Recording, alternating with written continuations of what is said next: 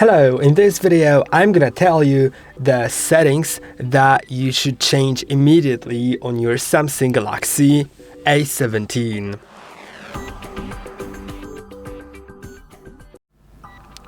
So there are a few settings that after setting up your phone should be changed. So your of course you don't have to do it, but once you change them and adjust them to yourself, your phone will be more yours and will perform in a better way. So let's go to some interesting settings first in the settings app. Basically everything will be in the settings app, but let's begin by the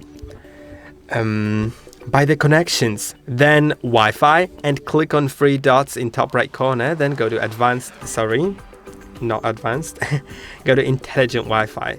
Scroll down to intelligent Wi-Fi, then click on it like 7 times, I believe. Now there will be a new option, Connectivity Labs. Click on it, and now you'll find different settings here. And what I want to show you first is Home Wi-Fi Inspection. That will let you check the best location for your phone and your router to have the best Wi-Fi connection.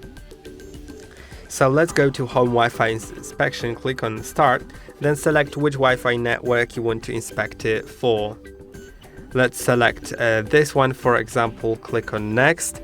Now it says that excellent, but once you click on Next and click on Start, it'll start actually telling you how good the signal is. And the higher it is on the graph, the better the signal you have. And you can move around your phone closer or further from the router and see which place is the best for your Wi-Fi connection. You can also, instead of moving the phone, try moving around the router. If you don't want to move your phone around. Now, so while still being in those connectivity labs, you can also go to Customize Wi-Fi List Settings and enable Show Band Information. This is a really cool feature because it'll actually tell you what band the Wi-Fi network you're connected to is. Although it doesn't really show me that now. Let's try that again. Let's go to the intelligent Wi-Fi. We may need to just close the settings and reopen them, but well, let's make sure. Yes, show band information is enabled. Now if I close the settings, I can go to the settings again, connections, Wi-Fi, and now it shows me that the network I'm connected to is 5 GHz and the other ones that I have available are 2.4 GHz, and 5 GHz networks are just faster.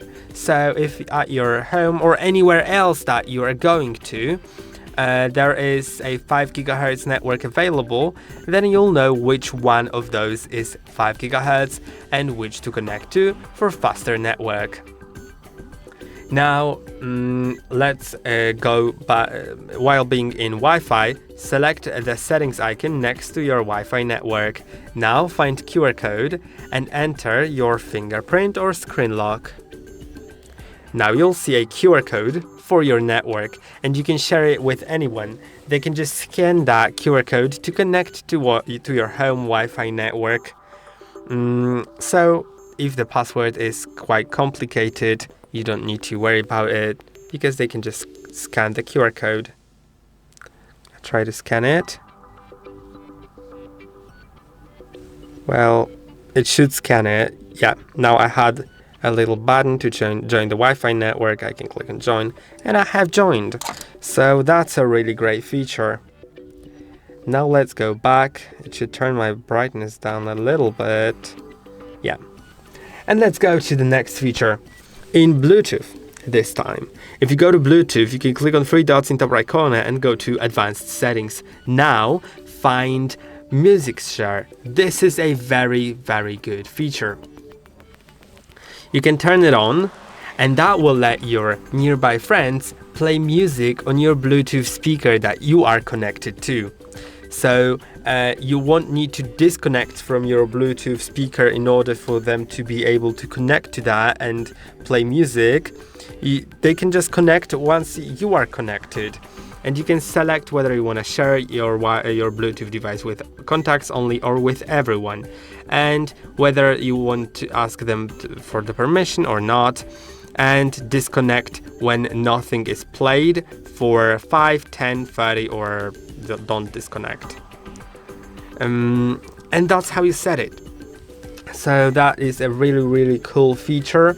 We should now go to the main page of settings, because there's modes and routines. And if you go to routines, then here you can create routines. This is like an if-then action, so you can select an if variable, like if something happens, then something else will be done by your phone. Like, for example, if you don't want your mobile data to be turned on all the time, you can set your phone to turn on mobile data once you disconnect from Wi-Fi.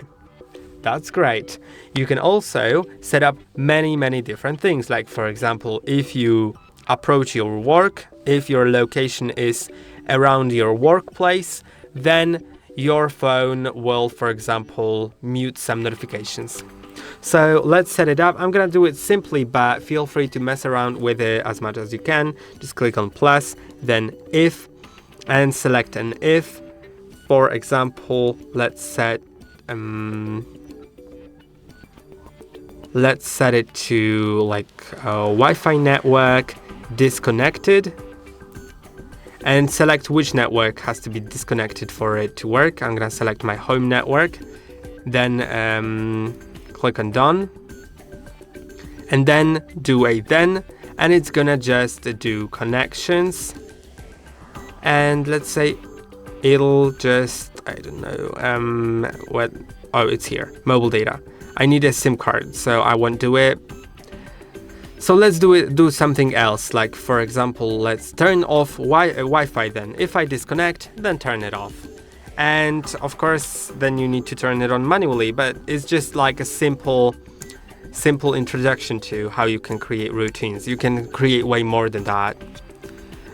So let's save it. You can create a color, an icon. Let's see if there's a Wi-Fi icon. Yes, it is. Let's click on done. And yeah, it is like that. So now let's get to the next part, which is advanced features in settings. It's gonna be here, advanced features, and now you can find lots of different things here. We're gonna be here for quite a moment. Let's begin with motions and gestures, then lift to wake. I love this feature because when your phone is off, then you can just lift it and it'll turn the screen on automatically without you needing to click on the button. Then double tap to turn on and double tap to turn off screen. I also really like these features because you can double tap on the screen to turn it on and double tap to turn it off. But turning off, by the way, will only work in either while on the lock screen or while on the home screen if you click on some free space on the home screen. But it's still great, right? Now let's get to advanced features again. And now it'll be alert when phone picked up. So when you miss a call that you just don't know you missed, then later on, after missing it, when you lift the phone, your phone will vibrate as just an indication of your phone, of a phone call being missed earlier before you picked the phone up. That's a great feature. Let's go to the next one, which is mute with gestures. If that's enabled, then when someone is calling you, you can simply tap on the phone like that, literally, and it'll just mute that call, so it won't decline the call, but it'll mute it. I think it's also great. Now let's go to side button. In the advanced features, go to side button, and now there is the double press here. If it's enabled, then you can set it to whatever you want. Like I have it set to flashlight, so whenever I double press on the side button, it turns on flashlight. The phone can be locked or unlocked or whatever. It always works. And yeah, you can also set it to camera, to magnifier, voice recorder, or any other app that you would like. Let's see, what app do we maybe want to enable. Let's say you listen to music a lot, and let's set it to Spotify. Now double press will open Spotify. That's great. Now let's go to the split screen. In our multi-window features, in the advanced features, you'll find swipe for split screen. If you enable it, you'll see here an animation. You can just swipe up from the bottom of the screen with 2 fingers. Then it'll open split screen, and you can select what to open on the other part of the screen. Like, for example, let's open Google Chrome, and now you can see I have 2 apps on the screen at the same time. I can also click on these 3 dots to swap places. I can click on the bar at the top of each window to close it. You can also enable swipe for pop-up view, and now you'll need to swipe from the right top part of the screen towards the center to open a pop-up view. So there will be a pop-up window. You can still continue to use the phone. You can even do a very little pop-up, then you can click on it to enable it, but yeah, I'm gonna do it very little. I can move it around, and I can still use the phone. And if I want to close it, I click on the bar, then on the X. Let's go back to the settings though. In advanced features still, there is a dual messenger, and it works for available apps, like social media apps mostly, like your Facebook Messenger, WhatsApp, or stuff like that. If you enable it, then you will have 2 separate apps for the same one, like 2 separate icons, and you can have different accounts logged in on both. I think it's extremely useful if you're tending some work accounts, or just have multiple accounts on some social media. You can have the dual messenger. You'll see. I'm gonna show you how it's being displayed. If I enable the Facebook, let's click on install, confirm. You can also use a separate contact list in your second app if you want. I'm gonna click on just next and use the regular contacts, but it'll create 2 different apps. You can see I have Facebook 1 and my dual Facebook. I just have 2 Facebooks, and I can log in on different accounts on both, and that's great. I don't need to re-log in all the time. Now let's change our animation speed if you want to make your phone faster.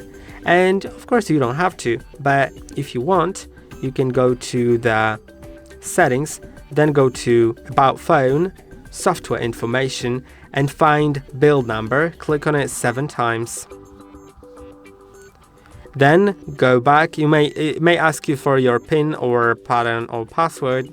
Then you'll find developer options here at the bottom. It will appear. Scroll down until you find animation. Right here, you can see I have everything set to 1. So my animations aren't the fastest and aren't the slowest. But if I set it to 0.5 for example, everywhere here, then you will notice that my animations have gotten faster, and you may like it, of course.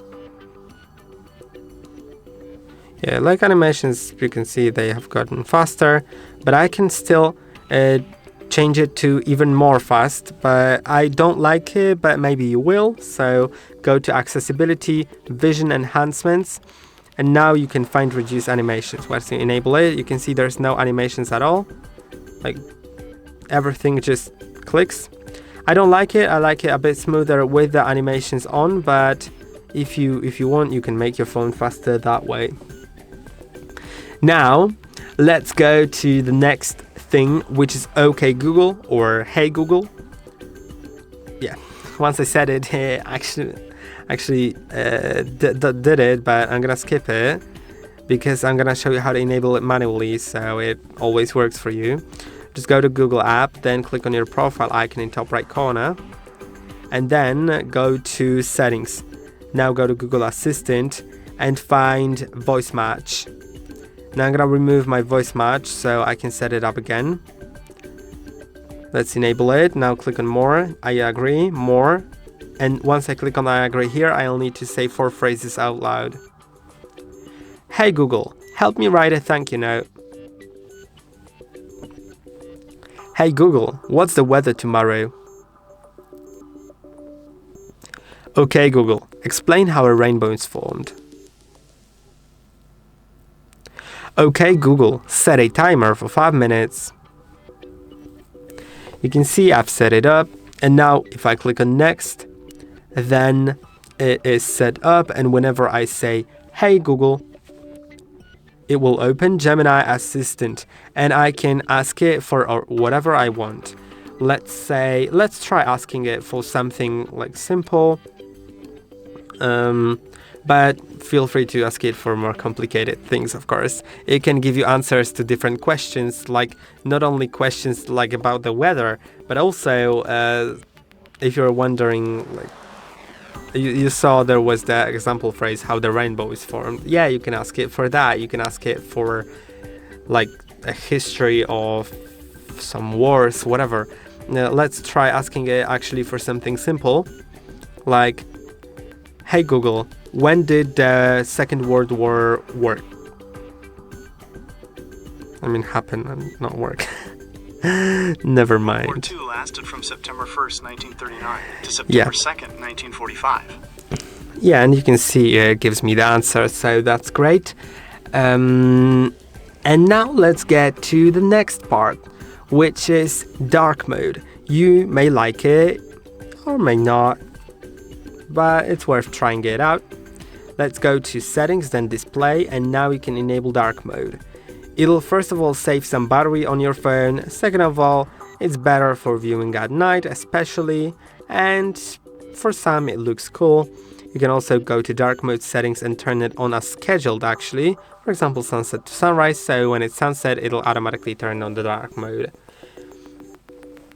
Now the next part is a refresh rate, also in the settings, in the display settings. Let's go to motion smoothness. You can set it to standard or high. When it's set to high, the motion will be smoother because your phone is now running at 90 Hz refresh rate. And now we'll see something else, which is the eye comfort shield.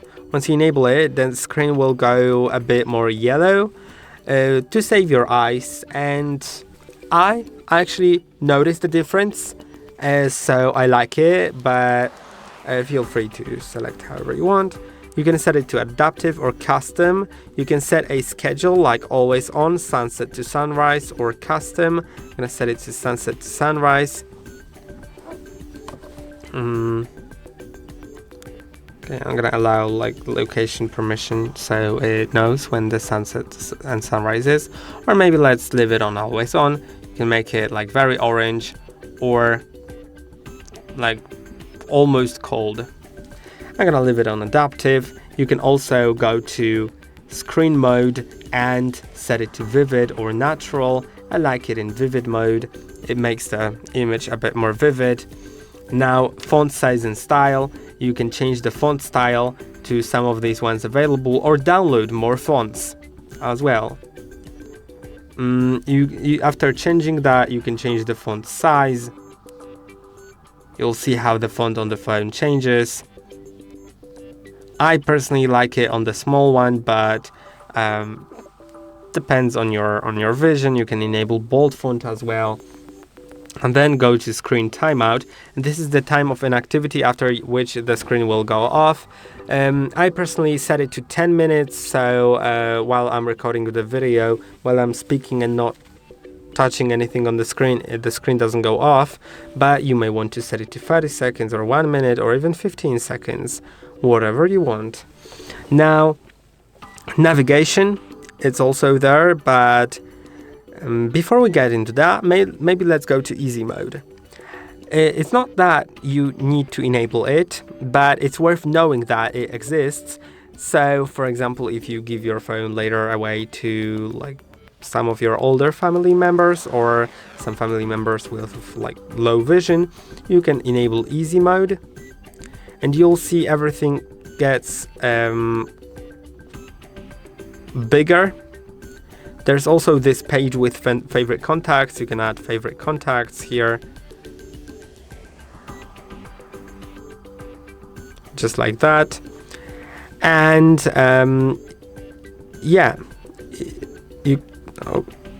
okay, never mind. Let's go to the settings. So this is how it works. It makes everything a bit easier and bigger, right? So I'm gonna disable it, but this is how it works in case you want to enable it now or in the future. Then the navigation bar. If you go to here, then you can set it to buttons. This is the classic navigation with 3 buttons. There's the home button, which goes straight to home. There's also a button for the recents, or a back button to go back. Now you can go to more options and switch the places of back and recents button. You can also go to swipe gestures, and instead of the buttons, now you'll have swipes. You can swipe up quickly to go to the home. You can swipe up and hold to see recents, and you can swipe from the left side towards the center, or from the right towards the center to go back to just go back. Now let's go to accessibility. In accessibility, we'll have a few settings. You can go to vision enhancements, and you can enable high contrast fonts. It'll make the contrast on the font a bit greater. You can see now the font is a bit more contrasty than it is when I disable it. Just like it creates an outline on the font, so it's easier to notice the text. Now also there is the high contrast keyboard. If you don't like it, you can disable it, but if you like it, then you can leave it like that. It makes the keys more visible, so it's a feature especially for people with lower vision. But if you like it just for the aesthetics, keep it as well. Now let's see extra dim. If you enable that feature, it'll make the display a bit dimmer, and that's extremely helpful at night. If you are using your phone and the lowest brightness doesn't help, the lowest brightness is enough, then you can set extra dim. You can see I'm gonna crank the brightness all the way up, and now extra dim is enabled. When I disable it, it's way brighter. So yeah, this is how big the difference is here. I'm gonna switch it to like a very good brightness so it looks great on the camera. You can also adjust the extra dim settings, like you can change the intensity, you can turn it off after a restart, and stuff like that. And then there is another thing. There should be some advanced settings. Let's find them, but they should be in here. In accessibility, in the main page of accessibility, there are advanced settings. Now you will find side and volume up buttons, but you can also set volume up and down buttons. I'm gonna set the side and volume up buttons, and now you can set it to some accessibility feature. Like for example, you can set it to the extra dim.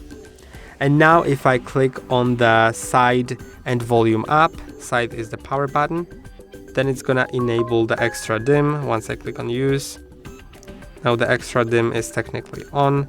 Now it's on, now it's off. You can see how it changes, but you can also do way more. Like for example, enable some assistant menu or enable magnifier. Now, once I have 2 assigned, I need to select which one to use now. And now I have a magnifier, so I can just, magnify something and look into it closely. Yeah, these are the features here. And you can also do it for volume up and down buttons. so both volume buttons. Now, flash notifications. Also here in advanced settings in accessibility, you can enable camera flash notification. And when you receive a notification, I'm gonna try to click on preview. You'll see how the flashlight goes on. Okay, let's try to click on it. Yeah. And this is going to indicate that a new notification was received. You can also enable screen flash notification if you want, if you need it, however you want. And now let's go to the last section, which is going to be the battery section.